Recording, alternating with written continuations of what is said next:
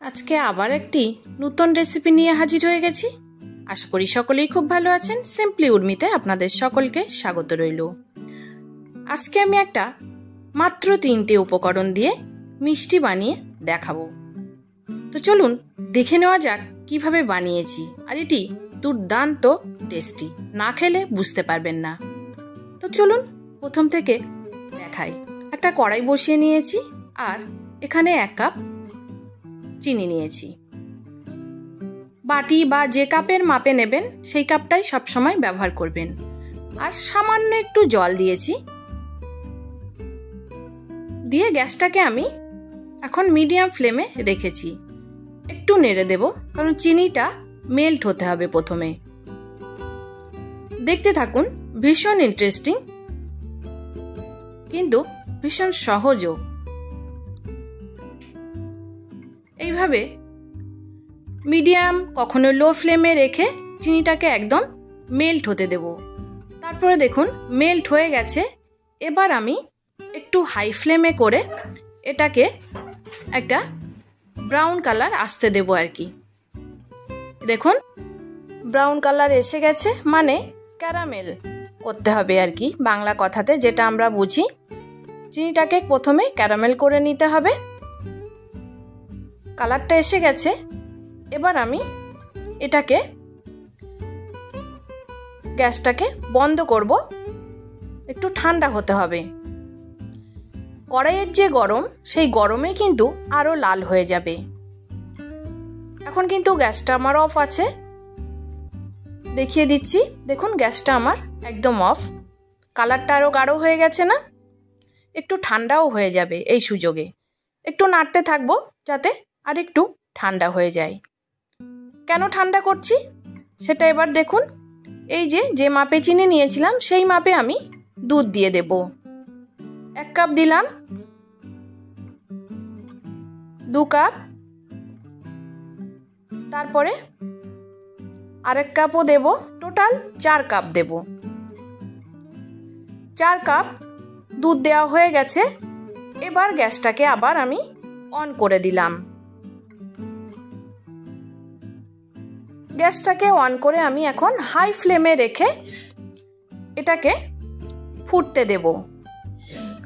আর দেখুন এখন কেমন শক্ত হয়ে আছে, একদম হার্ড হয়ে আছে। ধীরে ধীরে কেমন মেল্ট হতে থাকবে, দেখলেই বুঝতে পারবেন। এইভাবে নাড়তে থাকবো আর দুধটা ঘনও হবে আর মেল্টও হতে থাকবে। দেখুন কত ছোট হয়ে এসছে ওই জিনিসটা, ধীরে ধীরে মেল্ট হয়ে যাবে। এরকম ভাবে আমি হাই ফ্লেমে রেখে দুধটাকে একটু ঘন করে নেব। সামান্য একটু এলাচ গুঁড়ো দিয়ে দিলাম, ফ্লেভারটা খুব ভালো আসবে। চাইলে নাও দেওয়া যায়। এবার দেখুন এইভাবে আমি একটু সময় লাগবে, দুধটাকে গাঢ় করতে হবে। তো আমি একটু কম করে আপনাদের মাঝে ফিরে আসি। এই দেখুন একদম কম হয়ে গেছে। আর কালারটা দেখুন কত সুন্দর লাগছে। এবার আমি অ্যাড করব, এই দেখুন এটা কিন্তু শুকনো নারকেল, ড্রাই কোকোনাট। ঘরেই আমার ছিল গোটা, সেটাকে ছোট ছোট টুকরো করে মিক্সিতে আমি পাউডার বানিয়ে নিয়েছি। এতে না কোনো ঘি না তেল কিছুই আমার দরকার নেই। এবার ড্রাই কোকোনাটটা দিয়ে খুব ভালোভাবে নাড়তে থাকবো। দেখুন একদম গাঢ় হয়ে গেছে। এখন আমি হাই ফ্লেমেই এটাকে রেখেছি। এইভাবে একদম শুকনো করে নেব। শুকনো হয়ে গেছে।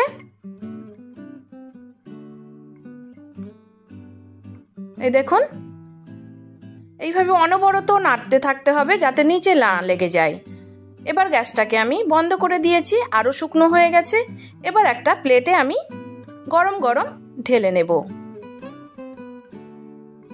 একটা বড় প্লেট নিয়েছি, তাতে আমি ঢেলে নেব। না হলে কড়াইতে রাখলে, কড়াই যেহেতু গরম আছে, এটা আরো বেশি পাক হয়ে যাবে। তখন চিনি চিনি হয়ে যাওয়ার সম্ভাবনা আছে। এবার এটা ভালোভাবে একটু ফ্ল্যাট করে দেব, দিয়ে একটু ঠান্ডা হতে দেব। এই দেখুন ফ্ল্যাট করে দিয়েছিলাম, আরো ঠান্ডা আমার প্রায় হয়ে গেছে। গরম গরম হাত দেওয়া যাবে না। তো এবার হাতে একটু আমি তেল বা ঘি যে কোনো কিছু মাখিয়ে নিলেই হয়, আর হাতে লাগবেও না যেহেতু নারকেলে তেল থাকে। এবার এইরকম গোল গোল শেপ বানিয়ে নেব। যে কোনো শেপে আপনারা বানাতে পারেন, বরফি আকারেও করে নিতে পারেন, কিন্তু আমি গোল করেই বানিয়ে নিচ্ছি। সবগুলো বানানো হয়ে গেছে। তো এই রেসিপিটি, এই মিষ্টিটি যদি ঘরে বানিয়ে রাখতে পারেন, কোনো গেস্ট আসলো বা ঘরে খাওয়ার জন্য দারুণ। দোকান থেকে আর বেশি দামে কিনতে লাগবে না। আর উপর থেকে একটু ড্রাই কোকোনাট ছড়িয়ে দিচ্ছি ডেকোরেশনের জন্য, আর একটু দিলাম গোলাপের পাপড়ি। কেমন লাগলো? যদি ভালো লেগে থাকে অবশ্যই আমার সাথে থাকতে পারেন, আর আমার চ্যানেলের সাথে যুক্ত হওয়ার জন্য অবশ্যই চ্যানেলটি সাবস্ক্রাইব করতে হবে। আর ফেসবুক থেকে দেখলে পেজটি অবশ্যই ফলো দিয়ে রাখবেন, লাইক এবং শেয়ার করবেন। এরকম নিত্য নতুন রেসিপি পেতে অবশ্যই আমার চ্যানেলটি সাবস্ক্রাইব করে আমার পাশেই থেকে যান। আজ আসি, সবাই ভালো থাকবেন, সুস্থ থাকবেন।